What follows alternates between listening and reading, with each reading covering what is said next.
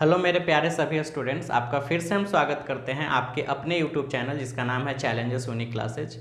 आज हम लोगों को जो टॉपिक पढ़ना है उस टॉपिक को स्टार्ट करने से पहले हम आपको एक बात बताना चाहते हैं कि अगर आपने मेरे चैनल को सब्सक्राइब नहीं किया है तो आप उस चैनल को प्लीज़ सब्सक्राइब कर लें और बेल आइकन को भी दबा लें, क्योंकि इससे फ़ायदा क्या होगा कि आपको जो भी लेटेस्ट अपडेट्स इस चैनल पे आएंगे, जो भी नए नए वीडियो आएंगे, वो वीडियो के लिए आपको नोटिफिकेशन चला जाएगा, जिससे कि आपको आसानी होगा इस चीज़ को पढ़ने में। तो सबसे पहले ये आप काम कर लें। और अब चलिए स्टार्ट करते हैं, आज हमें क्या पढ़ना है। हम लोग पहले वाले वीडियो में देखे थे कि हम लोग वेव ऑप्टिक्स का टॉपिक पढ़ रहे हैं, जिसमें रे ऑप्टिक्स ऑलरेडी खत्म हो चुका है और वेव ऑप्टिक्स से स्टार्ट हमने किया है। वेव ऑप्टिक्स का 3 चैप्टर था, जिसमें हम लोग 2 चैप्टर ऑलरेडी पढ़ चुके हैं। तीसरा चैप्टर आज हम लोगों को पढ़ना है।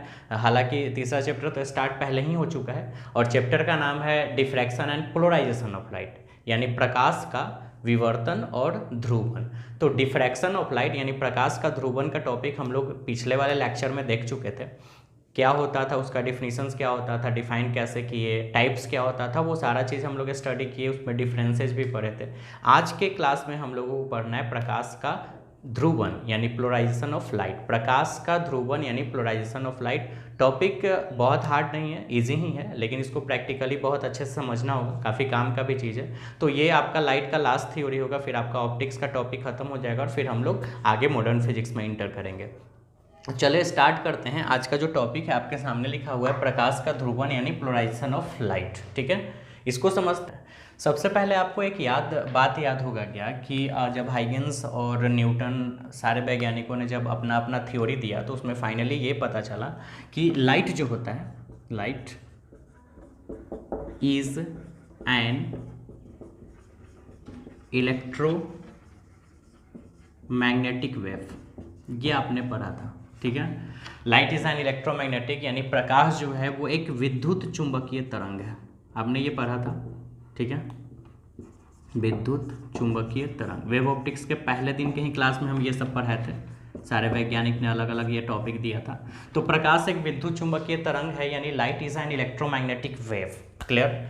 अच्छा, ये इलेक्ट्रोमैग्नेटिक वेव का मतलब क्या होता है? तो मैंने डिफिनीशन में ये बताया था कि light is an electromagnetic wave, प्रकाश एक विद्युत चुंबकीय तरंग है। चलिए हम लोग देखते हैं कि कैसे इसको समझ में आएगा। हम आपके प्रैक्टिकली के लिए 2 मार्कर एक पेन लिए हैं।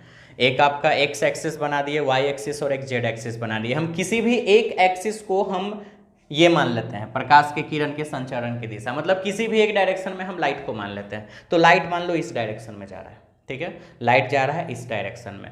तो ये तुम्हारा इलेक्ट्रिक फील्ड हो गया, यानी इलेक्ट्रिक फील्ड यानी विद्युतीय क्षेत्र की दिशा, ठीक है, यानी विद्युतीय क्षेत्र इस रूप में प्रेजेंट है। अच्छा, इधर की ओर ये आपका बच गया, ये चुंबकीय क्षेत्र यानी मैग्नेटिक फील्ड वाला डायरेक्शन हो गया।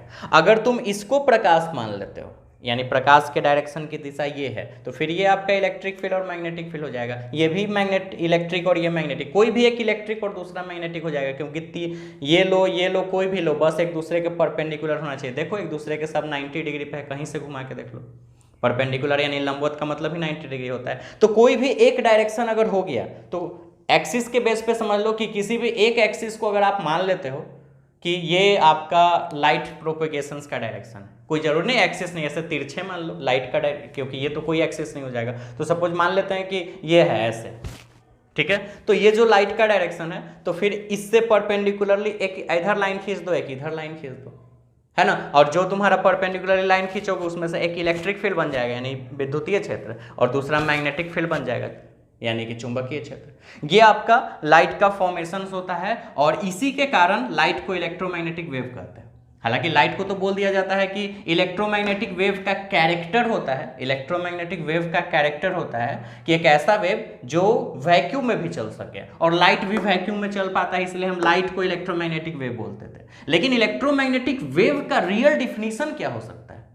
ये तो इलेक्ट्रोमैग्नेटिक वेव का कैरेक्टर है कि वो वैक्यूम में भी चल सकता है ना, और लाइट उसके कैरेक्टर को मैच करवाता है, जिसके कारण लाइट इलेक्ट्रोमैग्नेटिक वेव है। लेकिन इलेक्ट्रोमैग्नेटिक वेव का रियल डिफिनीशन यही है कि लाइट एक ऐसा वेव कि वेव का जो डायरेक्शन होता है उसके परपेंडिकुलरली अनदर डायरेक्शंस में इलेक्ट्रिक फील्ड और मैग्नेटिक फील्ड यानी विद्युतीय क्षेत्र और चुंबकीय क्षेत्र विद्यमान होते हैं, प्रेजेंट होते हैं, ठीक है। यही होता है इलेक्ट्रोमैग्नेटिक वेव का रियल डिफिनीशन। तो अगर लाइट इलेक्ट्रोमैग्नेटिक वेव है तो विद्युत चुंबकीय तरंग यानी इलेक्ट्रोमैग्नेटिक वेव के डिफिनीशन को फॉलो करेगा। तो लाइट के प्रोपेगेशंस का अगर ये डायरेक्शन है तो इलेक्ट्रिक फील्ड का ये डायरेक्शन है, मैग्नेटिक फील्ड का ये डायरेक्शन है। अब कंफ्यूजन जो हमने बोला था कि क्या कंफ्यूजन होने वाला है, मैंने बोला कि लाइट अगर मीडियम में चलता है तो मीडियम के पार्टिकल्स को ऐसे ऐसे कर रहा है, लेकिन अगर वैक्यूम में चल रहा है तो वैक्यूम में तो कोई पार्टिकल्स ही नहीं है, तो फिर वहां पे पार्टिकल्स को ऐसे ऐसे तो नहीं करेगा। तो वहां पे ये ऐसे ऐसे क्या हो रहा है, तो वहां पे ऐसे ऐसे, ये जो ऐसे ऐसे होगा वो इलेक्ट्रिक फील्ड करेगा। इलेक्ट्रिक फील्ड जो है, इलेक्ट्रिक फील्ड यानी विद्युतीय क्षेत्र, विद्युतीय क्षेत्र वो अप डाउन करते रहेगा। और चुंबकीय क्षेत्र भी, चुंबकीय क्षेत्र खैर ये वाला लाइन तो ऐसे था ना, तो इस तरह से वो जनरेट होता है। 3D में पिक्चर व्यू देना पॉसिबल नहीं है, ठीक है, ऐसे समझ लो इस तरह से, क्योंकि वो ऐसे डायरेक्शन होता है तो उसमें ऐसे ऐसे करते हैं, तो फिर वो 3D पिक्चर देना नहीं है, तो ऐसे शो कर दिया जाता है ग्राफिकली। क्योंकि इस लाइन को भी तो ऐसे नहीं खींचना था, ऐसे खींचना था, तो हवा में कैसे खींचे, तो ऐसे रिप्रेजेंट करते हैं, ठीक है। तो ये जो आपका है, ये जो आपका आप देख रहे हो वाइब्रेशन, ये जो वाइब्रेशन है ना, कंपन करता है, तो ये जो कंपन कर रहा है वो इलेक्ट्रिक फील्ड, और ये जो नीचे की ओर ऐसे ऐसे कंपन हमने शो करवाया है वो मैग्नेटिक फील्ड। यानी ये सब बताने का रियल मतलब ये है ना कि अगर लाइट इलेक्ट्रोमैग्नेटिक वेव है तो लाइट क्या करेगा, और खास करके इलेक्ट्रोमैग्नेटिक वेव में ट्रांसवर्स वेव, ठीक है। तो ट्रांसवर्स वेव का नेचर क्या होता है कि वो मीडियम के पार्टिकल्स को ऐसे ऐसे वाइब्रेट करवाएगा, लेकिन जहां मीडियम हो ही नहीं तो वहां पे लाइट किस चीज को वाइब्रेट करवाएगा, और चलता तो वहां भी है, तो वहां पे वो लाइट किसी मीडियम के पार्टिकल को नहीं वाइब्रेट करवाएगा, वो अपने कारण से जो इलेक्ट्रिक फील्ड यानी विद्युत क्षेत्र, मैग्नेटिक फील्ड और जो चुंबकीय क्षेत्र, ये दोनों जो उत्पन्न हुआ है उस लाइट के कारण से, ये जो दोनों उत्पन्न हुआ है इसी दोनों को वाइब्रेट करवाएगा परपेंडिकुलरली, ठीक है। ये है रियल मतलब इसका, समझ के बाद ये सारा चीज को किस तरह से लिखना है तो आपके डिस्प्ले पे ये शो कर रहा है, आपको यहां से ये उतार लेना है, समझ गए। अब आगे का टॉपिक पढ़ते हैं। तो अभी तक के वीडियो में हमने ये देखा कि लाइट का इलेक्ट्रोमैग्नेटिक वेव नेचर क्या होता है, यानी प्रकाश की विद्युत चुंबकीय प्रकृति, और लाइट के ट्रांसवर्स वेव नेचर क्या होता है, यानी अनुप्रस्थ तरंग प्रकृति क्या होता है। अब हम लोग को मेन टॉपिक पढ़ना है इस चैप्टर का, जिसका नाम है प्रकाश का ध्रुवन यानी पोलराइजेशन ऑफ लाइट। ये क्या होता है, तो प्रकाश का ध्रुवन एक घटना है, ध्यान से समझना, प्रकाश का ध्रुवन एक घटना है, जैसे व्यतिकरण यानी इंटरफेरेंस, रिफ्लेक्शन यानी परावर्तन, रिफ्रैक्शन यानी अपवर्तन, ऐसे ऐसे आपने जो घटना पढ़ा था, फिनोमिनन जिसको इंग्लिश में बोला जाता है, तो ये घटना है, एक फिनोमिनन है। तो प्रकाश का ध्रुवन भी बाकियों, रिफ्लेक्शन, रिफ्रैक्शन, इंटरफेरेंस, डिफ्रैक्शन यानी परावर्तन, अपवर्तन, विवर्तन, व्यतिकरण, ये सब जितने भी आपने फिनोमिनन यानी घटना पढ़ा था, उसी की तरह प्रकाश का ध्रुवन यानी ध्रुवन भी एक घटना है, एक फिनोमिनन है, जिसको इंग्लिश में पोलराइजेशन बोला जाता है, ठीक है। लेकिन ये कैसी घटना है, तो प्रकाश का ध्रुवन एक ऐसी घटना है, प्रकाश का ध्रुवन एक ऐसी घटना है जो अध्रुवित प्रकाश को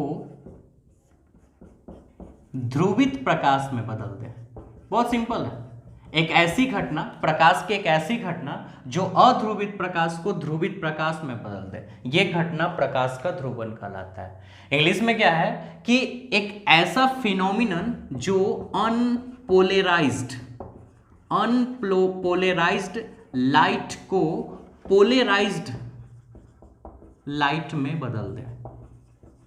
मैंने क्या बोला कि ये एक ऐसा घटना होता है, एक ऐसा फिनोमिनन होता है which convert unpolarized light into polarized light, जो अनपोलराइज्ड लाइट को पोलराइज्ड लाइट में बदल दे, वो होता है प्रकाश का ध्रुवन एक घटना, ठीक है। वापस फिर से, प्रकाश की ध्रुवन क्या है, तो एक ऐसी घटना जो अध्रुवित प्रकाश को ध्रुवित प्रकाश में बदल दे, यानी it is a phenomenon which convert unpolarized light into polarized light, ठीक है, क्लियर है। लेकिन अब क्वेश्चन ये उठता है कि हम लोग डेफिनेशन तो पढ़ चुके हैं प्रकाश के ध्रुवन का, लेकिन अध्रुवित प्रकाश क्या होता है और ध्रुवित प्रकाश क्या होता है, ठीक है। अगर अनपोलराइज्ड लाइट और पोलराइज्ड लाइट के बारे में समझ गए तो इस पूरे टॉपिक को समझ जाएंगे, ठीक है। चलो देखते हैं क्या होता है। मान लो तुम्हारे सामने हम एक सोर्स लगाते हैं, सोर्स ऑफ लाइट यानी प्रकाश की किरण, इसमें से अनेकों प्रकाश की किरण निकलेगी, लेकिन हम कोई एक डायरेक्शन मान लेते हैं प्रकाश की किरण का, ठीक है। ये ऐसे तो बहुत सारे प्रकाश का किरण अनलिमिटेड निकलेंगे, लेकिन हम कोई एक किरण का बात कर रहे हैं। अभी आपने कुछ देर पहले पढ़ा कि इलेक्ट्रोमैग्नेटिक वेव में क्या होता है कि अगर ये वेव्स हैं तो वेव्स का काम क्या होता है, और खास करके अगर ट्रांसवर्स वेव है तो ट्रांसवर्स वेव क्या करते हैं कि लाइट अगर इधर जाता है तो पार्टिकल्स को परपेंडिकुलरली मूव करवा देता है। लेकिन इसमें थोड़ा सा भी कुछ मिसिंग है, पूरा कहानी नहीं बताया गया था। यानी कहने का मतलब ये है कि आपको तो सिर्फ एक डायरेक्शन शो कर दिया गया यहाँ पे, लेकिन ऐसा नहीं है। पार्टिकल सिर्फ ऐसे ही मूव नहीं करते हैं, पार्टिकल्स ऐसे भी मूव करते हैं, पार्टिकल्स ऐसे भी मूव करते हैं, पार्टिकल्स ऐसे भी मूव करते हैं, पार्टिकल्स ऐसे भी मूव करते हैं, पार्टिकल्स ऐसे भी मूव करते हैं। अब बड़ा अजीब लग रहा होगा, अजीब तरह का फिगर बन गया, नहीं समझे? अब देखिए, अब क्लियरली बताते हैं। ये सोर्स ऑफ लाइट, यहाँ से प्रकाश की किरण निकला ऐसे, ठीक है। तो जो मीडियम है, माध्यम है, उस माध्यम के कण ऐसे ऐसे जा रहे हैं, ऊपर नीचे ऊपर नीचे। यही हो सकता है। क्या माध्यम के कण ऐसे नहीं हो सकते हैं? क्या माध्यम के कण ऐसे नहीं हो सकते हैं? क्या माध्यम के कण ऐसे नहीं हो सकते हैं? हर एक डायरेक्शन में, क्योंकि लंबवत, मैंने क्या बोला था कि प्रकाश के किरण की दिशा के लंबवत निकलते हैं, है ना, यानी परपेंडिकुलरली। तो ये ट्रांसवर्स नेचर होता है, अनुप्रस्थ प्रकृति। तो क्या इस रेखा पे सिर्फ ये लंबवत है? क्या ये लंबवत लाइन नहीं है? क्या ये लंबवत नहीं है? क्या ये लंबवत नहीं है? क्या ये लंबवत नहीं है? सब तो लंबवत है, सब तो 90 डिग्री बनाएगा। तो वेव सिर्फ ऐसे थोड़े निकलेंगे, इधर भी निकलेंगे, इधर भी निकलेंगे, लेकिन उतना फिगर बनाना पॉसिबल नहीं होता। देखो बनाए हैं हम फिगर, 3D व्यू दिया नहीं जा सकता, देखो क्या हालत है फिगर का, ठीक है। तो ऐसे, यानी कहने का मतलब ये होता है कि लाइट जो होते हैं, अगर लाइट, रे ऑफ लाइट किसी मीडियम्स में ट्रैवल कर रहे हैं तो मीडियम के जो पार्टिकल्स होते हैं वो हर एक डायरेक्शंस में क्रेस्ट ट्रफ बनाते हैं, यानी श्रृंगरथ। आपने पढ़ा था ये श्रृंगर्थ यानी क्रेस्ट और ट्रफ। तो हर एक डायरेक्शन में क्रेस्ट और ट्रफ बनाने के लिए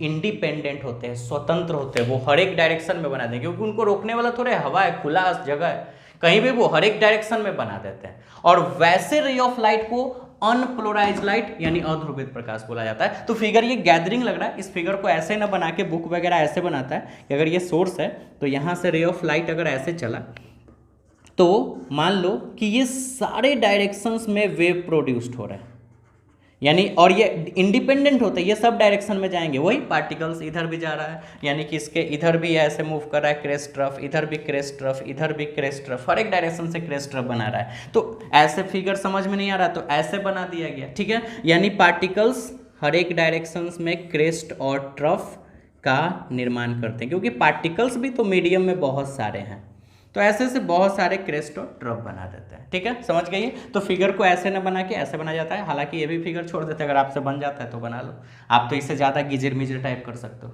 है ना।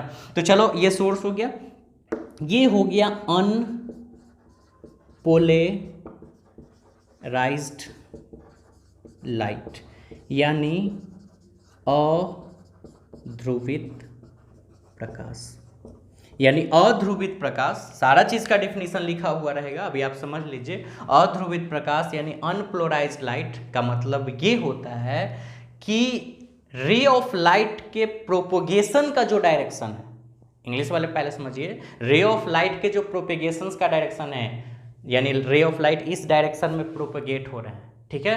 तो वेव जो होते हैं वो हर एक डायरेक्शन में, वेव हर एक डायरेक्शन में, और वेव का मतलब पार्टिकल्स हर एक डायरेक्शन में फ्री मोड में ऑसिलेट कर सकते हैं, वाइब्रेट कर सकते हैं। नहीं समझे? वापस फिर से यही टॉपिक समझना, अगर समझ गए तो काम बन गया। चलो वापस फिर से, इंग्लिश वाले पहले समझेंगे। मान लो इधर रे ऑफ लाइट जा रहा है तो पार्टिकल्स वाइब्रेट करेंगे, क्रेस्ट ट्रफ ऐसे वाइब्रेट ही तो करते हैं। वाइब्रेट यानी कंपन या ऑसिलेशन भी बोल सकते हैं, दोलन, ठीक है। तो ऐसे ऐसे वाइब्रेट कर रहे हैं, तो वो हर एक डायरेक्शन में वाइब्रेट, सिर्फ यही नहीं, ऐसे भी कर सकते हैं, ऐसे भी कर सकते हैं, ऐसे भी कर सकते हैं, हर एक डायरेक्शन में वाइब्रेट कर सकते हैं। हर एक डायरेक्शन में वो वाइब्रेट करने के लिए इंडिपेंडेंट है, स्वतंत्र है। समझ गया? हिंदी में इंग्लिश मीडियम वाले दोनों समझ गए होंगे। कहने का मतलब यह है कि रे ऑफ लाइट, प्रकाश की किरण का ये डायरेक्शन है, या सपोज मान लेते हो प्रकाश की किरण के ये डायरेक्शन है तुम्हारे तरफ, ठीक है।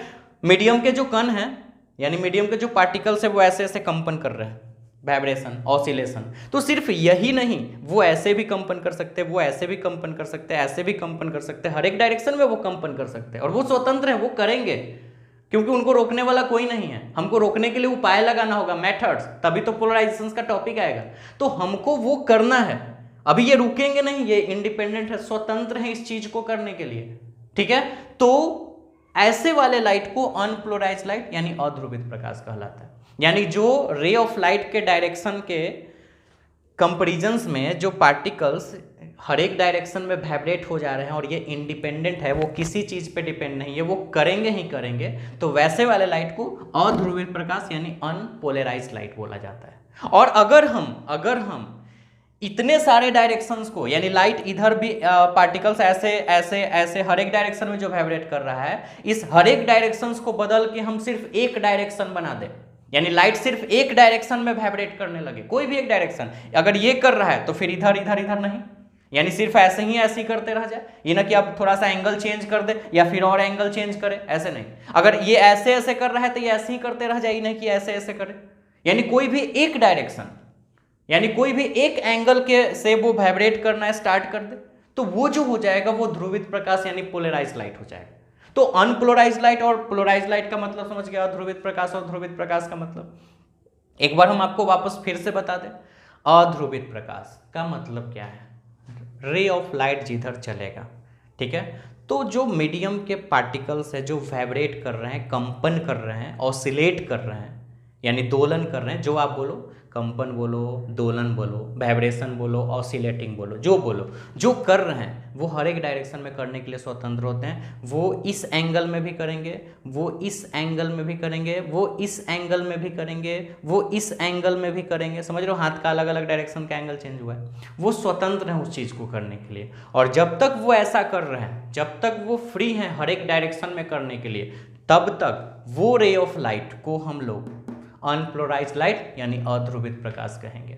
लेकिन अगर हम उसके बहुत सारे अनलिमिटेड डायरेक्शन, बहुत सारे डायरेक्शन में वो ट्रैवल करें, हर एक डायरेक्शन में वो स्वतंत्र है, लेकिन हम उनमें एक कंडीशन लगा दे, शर्त लगा दे, एक ऐसा उपाय लगा दे कि उसके पार्टिकल्स हर एक डायरेक्शन में वाइब्रेट करने के लिए स्वतंत्र न हो, किसी एक डायरेक्शन में 10, 20, 50, 100 हर एक डायरेक्शन, अनलिमिटेड डायरेक्शन में वो वाइब्रेट कर रहे थे, लेकिन वो सिर्फ एक डायरेक्शन में अगर वाइब्रेट करने लगे, ठीक है, तो वैसे को अध्रुवित नहीं ध्रुवित प्रकाश कहा जाएगा, यानी अनपोलराइज्ड लाइट नहीं, पोलराइज्ड लाइट कहा जाएगा, ठीक है। तो आप अनपोलराइज्ड लाइट और पोलराइज्ड लाइट यानी अध्रुवित और ध्रुवित का मतलब समझ गए। इसका मतलब कि पार्टिकल्स हर एक डायरेक्शन में वाइब्रेशन करने के लिए स्वतंत्र होंगे, यानी कण हर एक दिशा में कंपन करने के लिए स्वतंत्र होंगे, और इसका मतलब ओनली वन डायरेक्शन में इसके पार्टिकल वाइब्रेट करेंगे, यानी किसी एक ही डायरेक्शन में, किसी एक ही दिशा में पार्टिकल जो है वो कंपन करेंगे, समझ गए। तो ये अध्रुवित और ये ध्रुवित हो गया। और अगर ऐसा घटना होता है कि अगर आप इसको इसमें बदल दिए,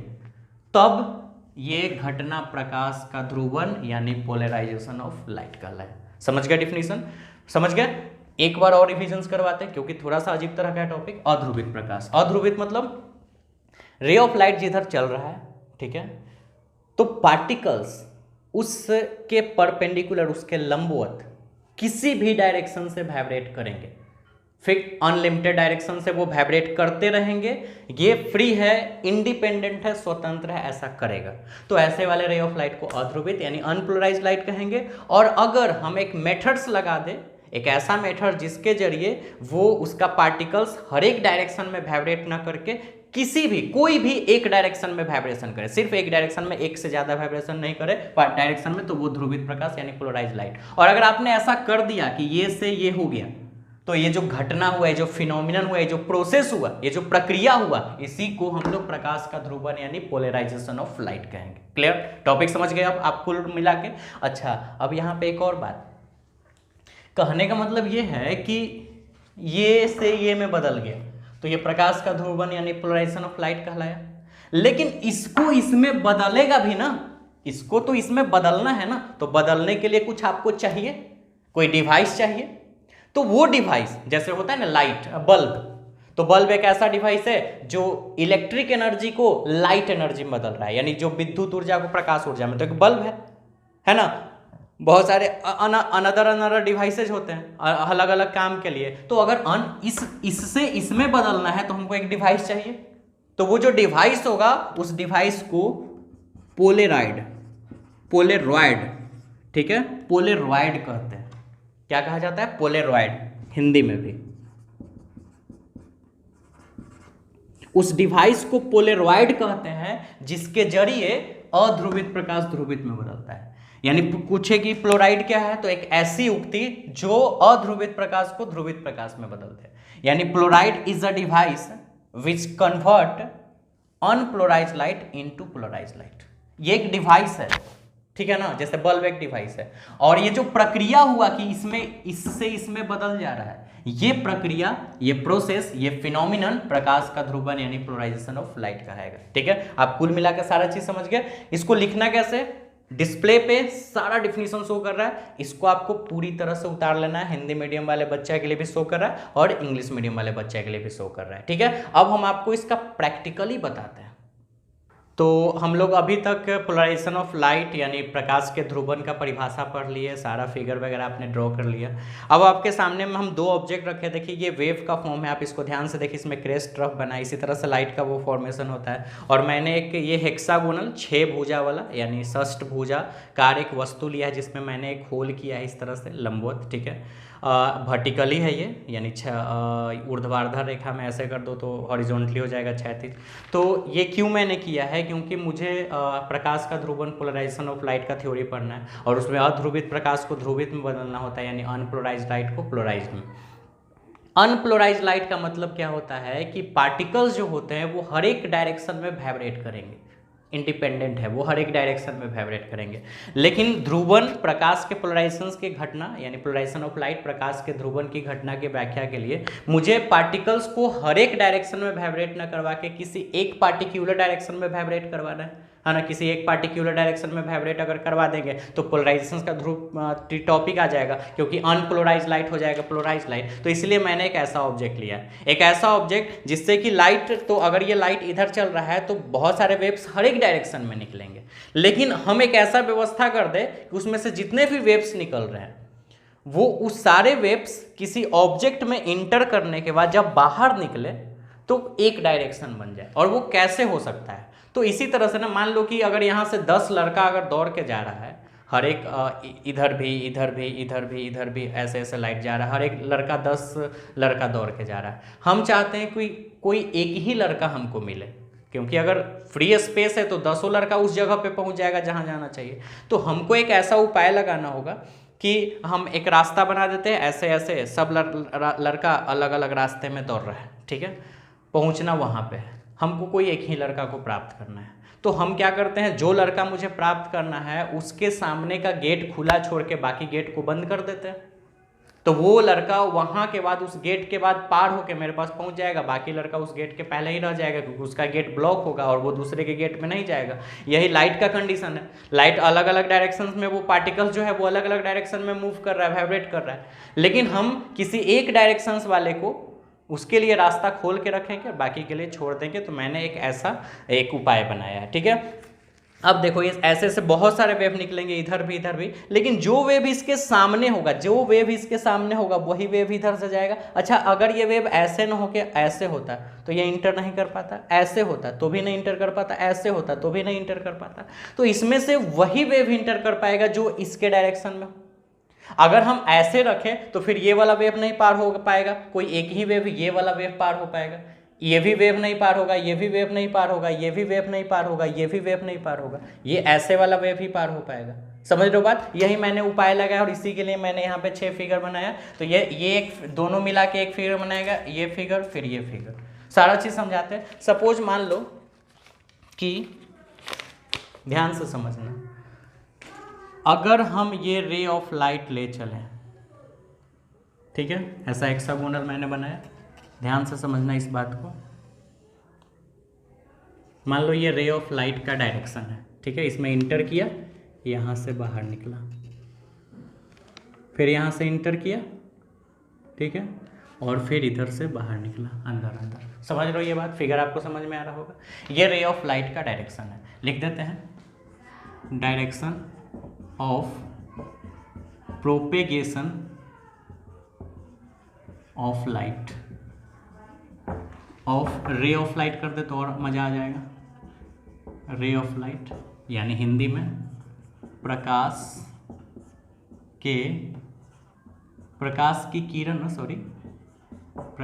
की किरण के संचरण की दिशा।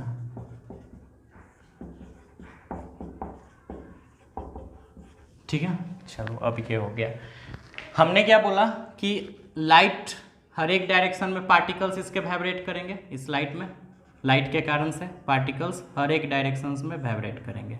तो ये है अनपोलराइज्ड यानी अध्रुवित प्रकाश, अनपोलराइज्ड लाइट। हिंदी में लिख सकते हो अध्रुवित प्रकाश। ठीक है, अच्छा यहाँ भी दे सकते हैं, हर एक जगह पे इस तरह से वो इंडिकेशंस कर सकते हैं, एक भी बना के छोड़ देते हैं।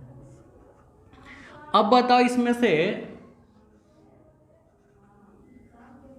ठीक है,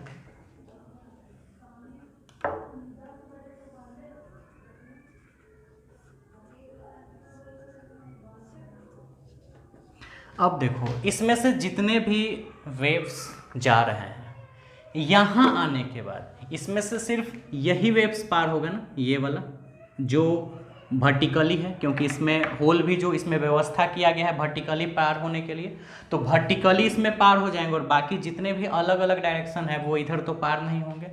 तो यहाँ आने के बाद जब बाहर ये रे ऑफ लाइट निकलेगा वो सिर्फ ये निकलेगा,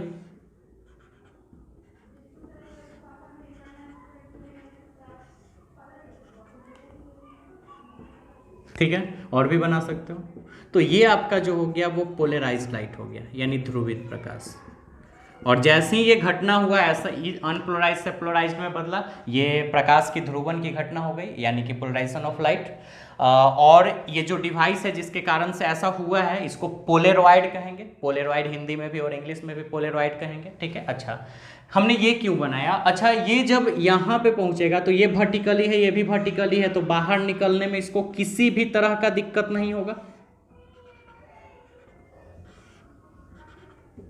ये आराम से बाहर निकल जाएगा।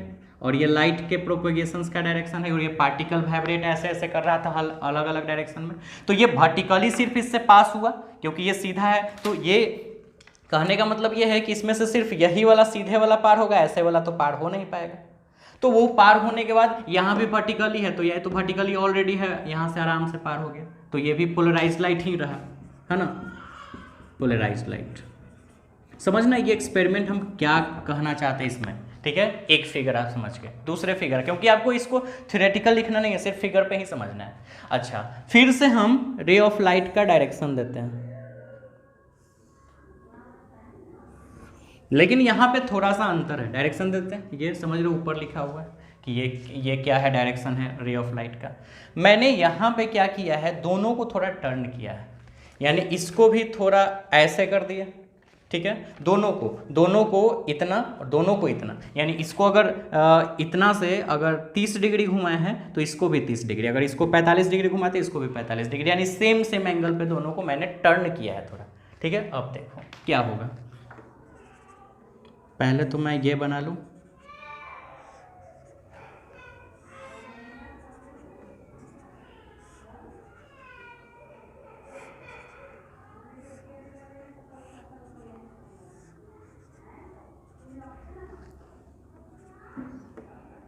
ठीक है, चलो एक ही बना लेते हैं, दो बनाए थे यहाँ पे, एक ही में काम चला लेते हैं। जब ये यहाँ पे पहुँचेगा, ठीक है, तो ध्यान दो ये ऐसे तिरछे है ना एंगल के साथ, तो इसमें ये जो ऐसे तिरछे वाला दिख रहा है ये आपको इससे पार होगा, क्योंकि अगर मैं ये सीधा रखा था तो सीधा वाला पार हो रहा था, बाकी एंगल वाला नहीं। लेकिन अगर इसको ऐसे कर दिए हैं तो अब ये लाइट ना पार होकर इस जो ऐसे एंगल वाला होगा वही पार होगा। तो इसमें से जो पार होने वाली रे ऑफ लाइट है वो ऐसे होगी, थोड़ा तिरछा, समझ रहे हो बात? और भी हो सकता है। ये आपका अनपोलराइज्ड लाइट था, ये पोलराइज्ड लाइट है। ठीक है,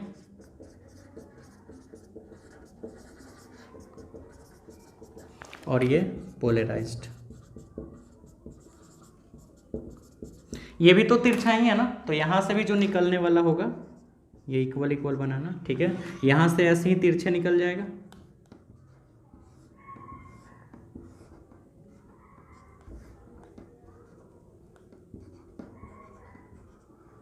ठीक है। ये भी पोलराइज्ड लाइट ही रह गया, कंफ्यूजन सारा दूर हो जाएगा। चलो ये समझ गए, ये दोनों फिगर में कोई चेंजिंग नहीं है, अनपोलराइज्ड लाइट से पोलराइज्ड लाइट हो गया है, चाहे हमने इस व्यवस्था में इसको लाइट को दिया या यहाँ दिया। हालांकि ये अनपोलराइज्ड को पोलराइज्ड किया और ये ऑलरेडी पोलराइज्ड को पोलराइज्ड ही रखा, नॉन पोलराइज्ड को अनपोलराइज्ड नहीं किया है, ठीक है।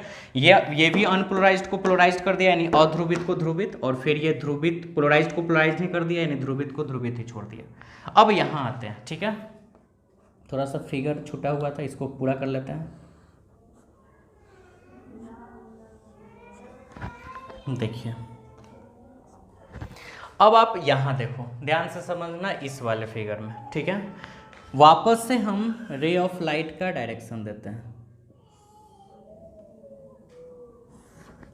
ठीक है। ये रे ऑफ लाइट का डायरेक्शन है। मैंने यहाँ पे दोनों को एक एंगल पे रखे थे, सीधा सीधा। यहाँ पे एक को, दोनों को मैंने एंगल से थोड़ा टर्न किया था, दोनों को साथ साथ सेम एंगल से। लेकिन यहाँ पे देखो, यहाँ पे ये वर्टिकली है और ये थोड़ा सा टर्न हो गया। आप देख रहे होगे कि ये ऐसे है एकदम सीधा, और दूसरे वाले को मैंने थोड़ा ऐसे कर दिया, ठीक है।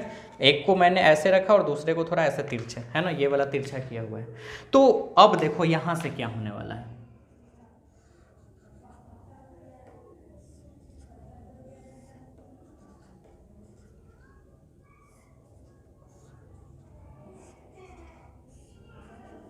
चलो ये ले लेते हैं, ठीक है। ये आपका अनपोलराइज्ड हो गया। और भी बना सकते हैं, ऐसे ढेर सारा बना दो, क्या दिक्कत है, ठीक है। अब जब ये यहाँ से इसमें से गुजरेगा, और भी बना सकते हो, मन है तो कोई दिक्कत नहीं है, ठीक है। चलो तुम्हारी विश पूरी कर देते हैं। खाली खाली लग रहा था ना, चलो खुश बन गए। यहाँ भी बनाते हैं, चलो। उनको लग रहा था कि तुम लोग को बनाने का मन है तो बना दिया, अब ताली बजा दो जरा। चलो देखो, अब इसमें से ये वर्टिकली सीधा एकदम, तो इसमें से ये वाला ही पार होगा ना जो वर्टिकली है। पार होने के बाद बाकी सब रुक जाएगा और ये सिचुएशंस देगा, ठीक है। ये आपका बन गया पोलराइज्ड लाइट, यानी ध्रुवित प्रकाश, ठीक। अच्छा, अब जब इसमें से गुजरेगा, अच्छा ये तो सीधा था, तो इसमें से अध्रुवित प्रकाश इसमें से पार, इसमें से कोई एक पार हुआ, एक डायरेक्शन इसने टेक किया। लेकिन जब ये अगले के पास गया, सेकेंड वाले के पास, तो वो तो टर्न था, तो क्या ये वाला इससे पास होगा? एकदम नहीं। हो सकता है थोड़ा बहुत पास हो भी जाए, थोड़ा बहुत पास हो भी सकता है। अगर हम इसको घुमा के पूरे 90 डिग्री पे कर देना, जैसे कि अगर ये ऐसे है तो हो सकता है ये पास हो जाए, लेकिन अगर थोड़ा सा ऐसे करे तो थोड़ा सा पास हो सकता है, थोड़ा सा पास हो सकता है, लेकिन इसको घुमा के एकदम 90 कर दे तो साफे नहीं पास होगा। तो हम अगर दूसरे वाले को अगर घुमाते घुमाते 90 डिग्री पे मोड़ दें, यानी कि यहाँ से एकदम ऐसे कर दे, तो ये वाला जो यहाँ घुस रहा था अब ये नहीं इंटर कर पाएगा, ठीक है। तो ये यहाँ से अगर मान लो हम इसको 90 डिग्री पे ही टर्न कर दिया, turns eight 90 degree, angle 90 degree पर टर्न्स कर दिए हैं, तो यहाँ के बाद वेव्स होंगे ही नहीं, इंटेंसिटी लॉस, यानी लॉस ऑफ इंटेंसिटी। लाइट का आगे इंटेंसिटी दिखेगा ही नहीं, यानी तीव्रता में हानि, तीव्रता का हानि हो गया, उधर तो तीव्रता होगा ही नहीं, चमक खत्म, है ना, अगर 90 डिग्री पे घुमा दिया जाए। तो कुल मिला के इस प्रैक्टिकल में क्या बताया गया कि हम अनपोलराइज्ड लाइट को पोलराइज्ड लाइट में कैसे, अध्रुवित प्रकाश को ध्रुवित प्रकाश में कैसे बदल सकते हैं। तो एक ऐसा व्यवस्था मुझे करना होगा, एक ऐसा मीडियम बनाना होगा कि अनेकों डायरेक्शन से निकलने वाले, अनेक डायरेक्शन में पार्टिकल का जो वाइब्रेशन हो रहा है वो हर एक डायरेक्शन में ना होके केवल एक डायरेक्शन में हो जाए। वैसा हमको एक व्यवस्था देना होगा, एक ऐसा रास्ता देना होगा जिसमें से सिर्फ एक ही डायरेक्शंस का पार्टिकल वाइब्रेट हो सके, बाकी डायरेक्शंस वाला वहीं रुक जाए। ठीक है। तो ये अनपोलराइज्ड यानी पोलराइज्ड यानी अध्रुवित ध्रुवित में बदल जाएगा। चाहे आप ये फिगर देखो, ये फिगर देखो, ये फिगर देखो, तीनों में एक ही तरह का घटना है। और ये जो फिनोमिनन हुआ, ये जो घटना हुआ, प्रकाश का ध्रुवन यानी पोलराइजेशन ऑफ लाइट कहलाया। और ये इसके कारण से हुआ, इस डिवाइस के कारण से। तो ये जो डिवाइस है, ये जो युक्ति है, इसी को पोलरॉइड कहेंगे। इसके कारण से हुआ है अनपोलराइज्ड लाइट पोलराइज्ड लाइट में। तो ये सारा जो है वो पोलरॉइड है, ये सब डिवाइस इसके कारण से ऐसा हुआ है। समझ गए ये बात? अच्छा, इस तीनों फिगर का मतलब क्या है? अलग अलग से हम एक ही फिगर में समझा सकते थे, तो 3 फिगर क्यों बनाया गया? तो 3 फिगर इसलिए बनाया गया कि अगर हम देखो, अगर सोचने वाली बात है कि हमने क्या बोला कि लाइट का है ट्रांसवर्स नेचर, यानी ये ट्रांसवर्स अनुप्रस्थ तरंग है, तो इसी के आधार पे पता चलता है कि अनुप्रस्थ तरंग है। क्योंकि अगर लाइट ऐसे न होके, ठीक है, वो होते इस तरह से, यानी कि ऐसे ऐसे वो न चल के लाइट ऐसे ऐसे चलते, ठीक है, समझ रहे हो? तो अगर वो राउंड राउंड टाइप होते तो आप इसको ऐसे कर लो, ऐसे कर लो, कहीं से टर्न कर लो, वो लाइट तो घुस ही जाता है। क्योंकि ये क्रेस्ट और ट्रफ ऊपर नीचे का शेप दे रहा है, तो ऐसे इंटर कर रहा है लेकिन ऐसे इंटर नहीं कर रहा है। लेकिन वो round round round spring type का होता, तो तुम ऐसे रखो या ऐसे रखो, वो आसानी से इंटर कर जाएगा, है ना। और अगर वो इस तरह का नेचर रखता, तो लाइट यहां से पार होने के बाद जब अनपोलराइज से पोलराइज्ड बना, ठीक है, और जब हमने इसको टर्न कर दिया, तो ये लाइट यहां निकलना चाहिए था, इंटेंसिटी में लॉस नहीं होना चाहिए था। क्योंकि अगर हम इसको टर्न भी कर देते हैं तो वेव्स पार हो जाते। कब? जब वेव्स पार कब हो जाते? जब इस तरह का शेप होता। क्योंकि चारों तरफ से तो हम इसको घुमा भी देते तो उसका शेप का साइज वही रह जाता, तो वो आराम से पार हो जाता। आप इसको कितना भी टर्न कर लो, वो पार हो ही जाता, तो इंटेंसिटी में लॉस नहीं होता। लेकिन इंटेंसिटी में लॉस हुआ। ऐसा करने के बाद एक पोलराइड को जब टर्न मैंने किया, तो इंटेंसिटी उधर इंटेंसिटी ऑफ लाइट खत्म, उधर लाइट ही नहीं पहुंचा, उधर प्रकाश पहुंचा ही नहीं, प्रकाश खत्म, चमक ही खत्म हो गया। तो इस आधार पे पता चला कि लाइट ऐसे न चल के लाइट ऐसे ही चला, यानी लाइट ट्रांसवर्स नेचर का रखता है, यानी प्रकाश अनुप्रस्थ तरंग है। तो ये एक आपका ऑब्जेक्टिव क्वेश्चन हो गया कि आपसे कोई पूछे कि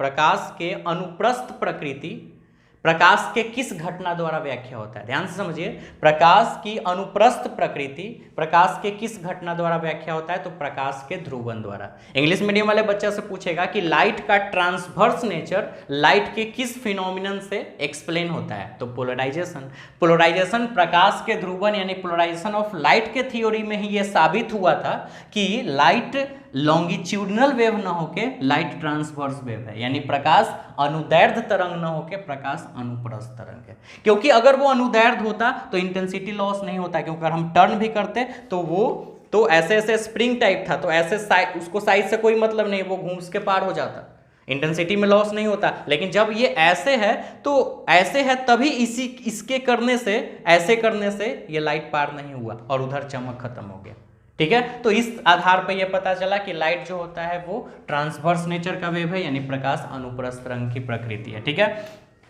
इस फिगर को आपको स्क्रीनशॉट ले लेना है और ये आपको याद रखना है, प्रैक्टिकली आपको ये ध्यान रखना है। और आपको फिर दिक्कत होगा तो वीडियो है ही आपके पास, वापस फिर से इस वीडियो को देख सकते हैं। तो इसमें लिखना कुछ नहीं, आप बस ये समझो कि इस एक्सपेरिमेंट से यही पता कि लाइट का ये नेचर होता है, ट्रांसवर्स यानी अनुप्रस्थ प्रकृति, ठीक है। और अनपोलराइज्ड लाइट पोलराइज्ड लाइट में कैसे बदलता है, यानी अध्रुवित ध्रुवित में कैसे बदलता है? तो मैंने बता दिया, हर एक डायरेक्शन होता है, लेकिन इस तरह का व्यवस्था किया हुआ है कि उसमें से उसके होल के साइज का है या उसके डायरेक्शन में है वही पार होगा। यानी ये ऐसे है तभी ये वाला इसमें पार होगा, लेकिन अगर ये ऐसे होता तो इसमें से वही वेव पार होता जो इस तरह से वेव हो, और बाकी जितने भी वेव्स है वो सारे इधर ही रुक जाते, तो डायरेक्शन एक हो जाता। हर एक डायरेक्शन में पार्टिकल्स वाइब्रेट न करके किसी एक डायरेक्शन में, यानी यहाँ के बाद एक डायरेक्शन मिल जाता पार्टिकल्स के वाइब्रेशंस का, तो वो हो जाता अनपोलराइज्ड से पोलराइज्ड यानी अध्रुवित से ध्रुवित।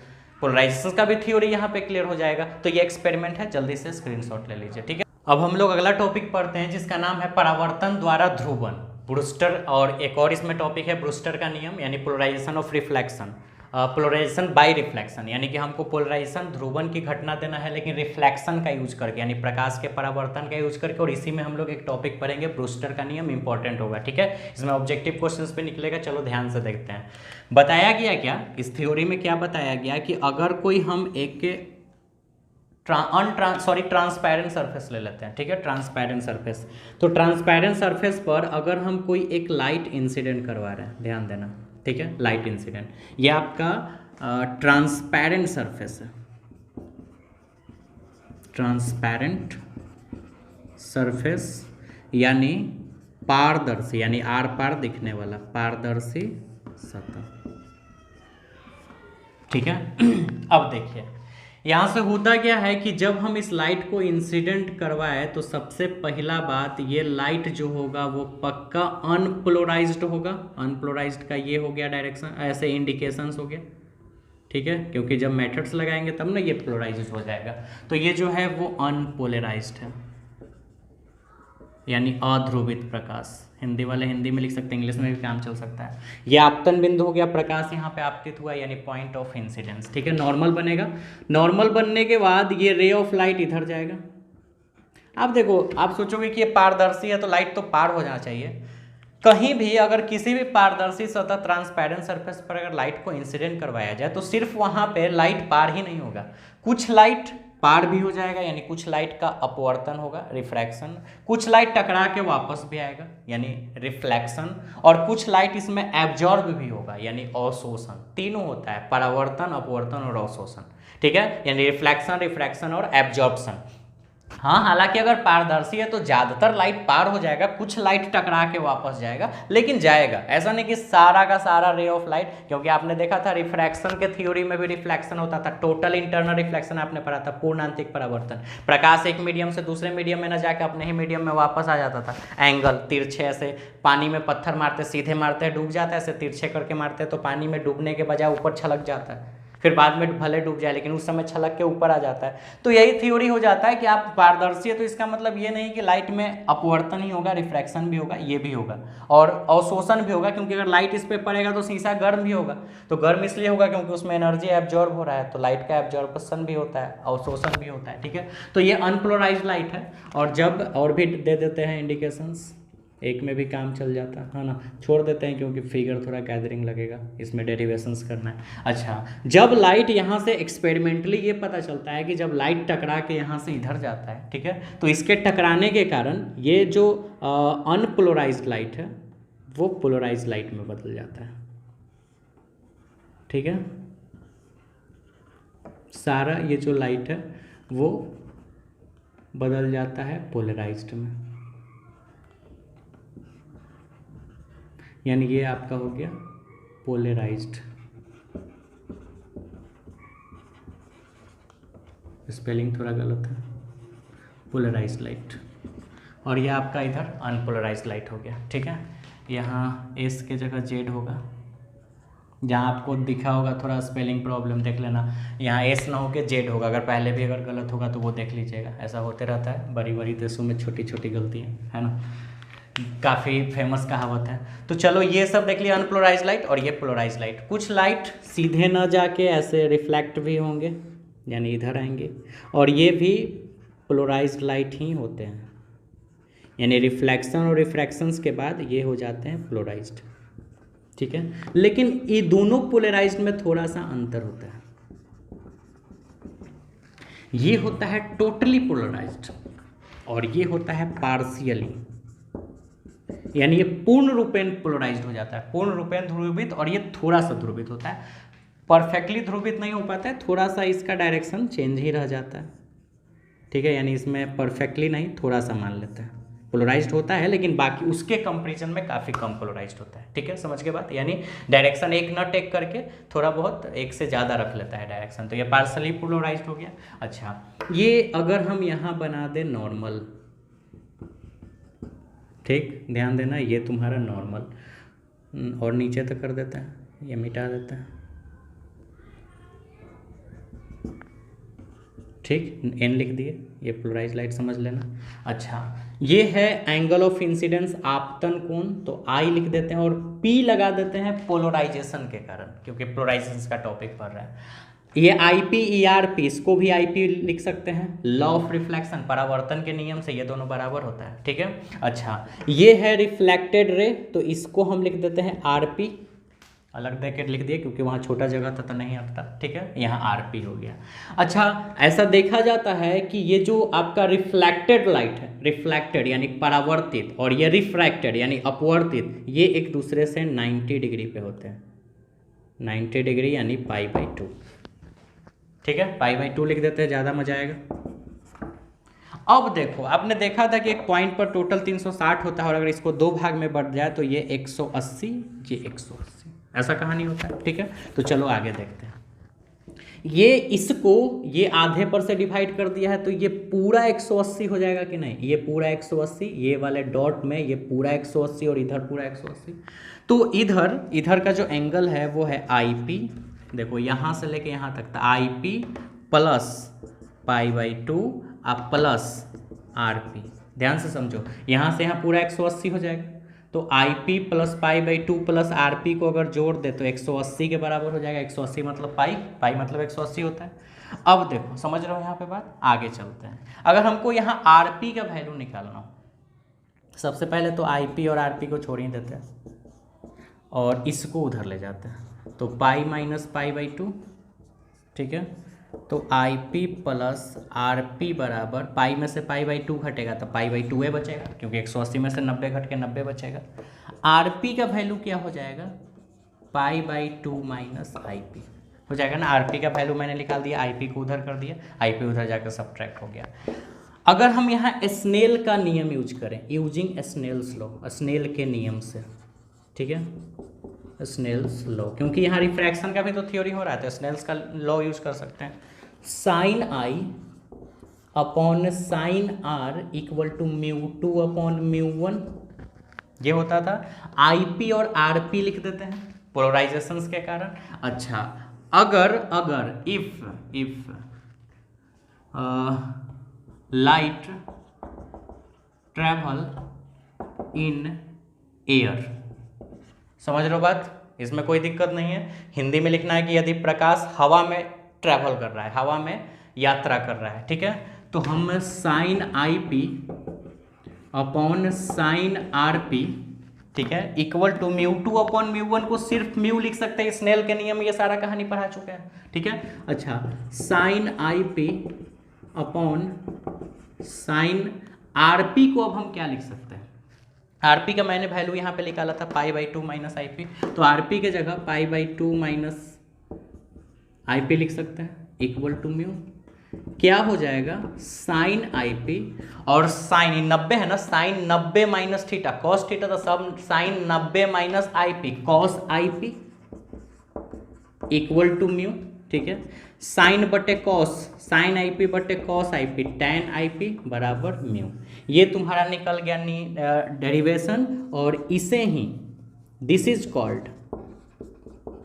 इज कॉल्ड ब्रूस्टर्स लॉ, यानी हिंदी वाले बच्चा लिखेंगे कि इसे ब्रूस्टर का नियम कहा जाता है। यही ब्रूस्टर का नियम है, यानी ब्रूस्टर के नियम के अकॉर्डिंग, इंग्लिश वाले बच्चा पहले समझेंगे। IP का मतलब angle of incidence in polarization, ठीक है। तो टेंजेंट, टैन का पूरा नाम टेंजेंट है, तो tangent of angle of polarization, tangent of angle of incidence of polarization, ठीक है। टेंजेंट ये हो गया, I का मतलब एंगल ऑफ इंसिडेंस और पोलराइजेशन, P का मतलब पोलराइजेशन के कारण, तो tangent of angle of incidence of polarization is equal to refractive index of medium. समझ रहे हो? फिर से, टेंजेंट, टैन का पूरा नाम टेंजेंट है, तो टेंजेंट और I है एंगल ऑफ इंसिडेंस और पोलराइजेशन, तो tangent of angle of incidence of polarization is equal है किसके? तो रिफ्रैक्टिव इंडेक्स ऑफ मीडियम, जिस मीडियम में लाइट जा रहा है, ठीक है। हिंदी मीडियम वाले बच्चा क्या है? आपतन कोण, ध्रुवन में आपतन कोण, ध्रुवन में है ना, ध्रुवन में आपतन कोण का स्पर्श जया, ध्रुवन में आपतन कोण का स्पर्श जया माध्यम के अपवर्तनांक के बराबर होता है। ये हो गया ध्रुवन, ये आपतन कोण और ये स्पर्श ज्या। तो ध्रुवन में आपतन कोण का स्पर्श ज्या बराबर होता है किसके, तो माध्यम के अपवर्तनांक के, जो जिस माध्यम में हमने रखा उसके अपवर्तनांक का। तो आपको जल्दी से ये स्क्रीनशॉट ले लीजिए, ठीक है, ये आपको लिखना है। और ये ब्रूस्टर के नियम के नीचे क्या लिखना था, इसका लैंग्वेज में लिखने का जो तरीका जो मैंने अभी बताया वो आपके डिस्प्ले पर इंग्लिश और हिंदी में शो करा, जल्दी से यहाँ से उतार लीजिए, ठीक है। तो आज हम लोग वीडियो यहीं पे ख़त्म करते हैं। आप इसको अच्छे से कंप्लीट कीजिए क्योंकि टॉपिक बहुत हार्ड है, काफ़ी मेहनत लगा इसको आपको एक्सप्लेन करने में, समझाने में। तो प्लीज़ रिक्वेस्ट है कि आप वीडियो को लाइक करें, वीडियो कमेंट कीजिए और पढ़ते रहिए, और इसी तरह से अपना प्यार बरसाते रहिए। घर पे रहिए, सुरक्षित रहिए, घर से बाहर नहीं जाइए, लॉकडाउन का पालन कीजिए और इसी तरह से वीडियो देखते रहिए, पढ़ते रहिए। Thank you for watching this video, love you all, bye bye.